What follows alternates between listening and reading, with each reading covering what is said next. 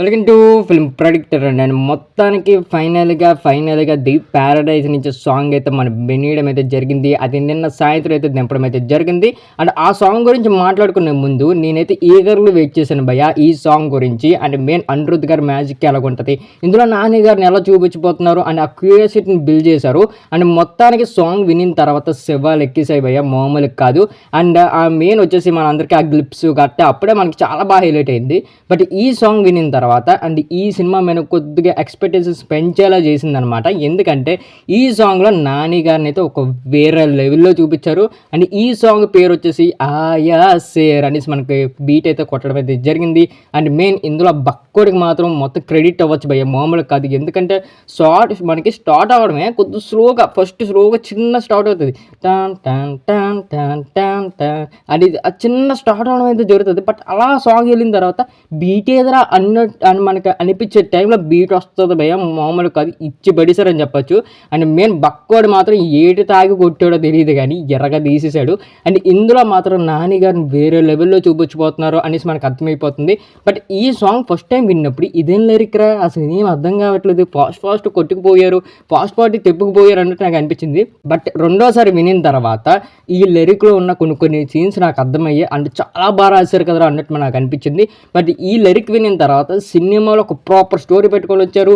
అని నాని గారిని ఒక డిఫరెంట్ రోల్లో చూపించబోతున్నారు అనేసి మనం అందరికీ అర్థమైపోయింది.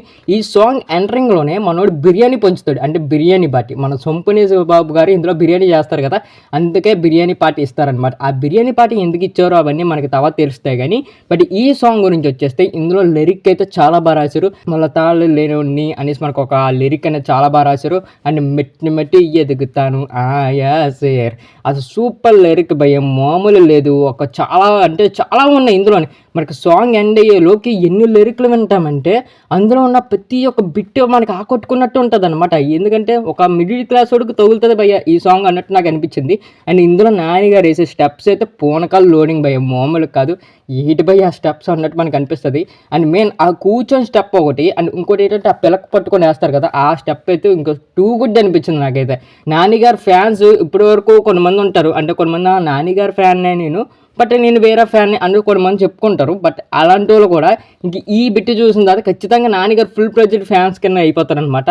చాలామంది ఎగర్లు వెయిట్ చేశారు. అండ్ మనకి ఎన్టీఆర్ ఫ్యాన్స్ కానీ, అండ్ అల్లు అర్జున్ గారి ఫ్యాన్స్ కానీ, మొత్తం టాలీవుడ్ మొత్తం అందరూ ఆగారు. అండ్ ఇంచుమించు టాలీవుడ్డే కాదు, మొత్తం బాలీవుడ్, మొత్తం కాలీవుడ్ అన్నీ ఆగే.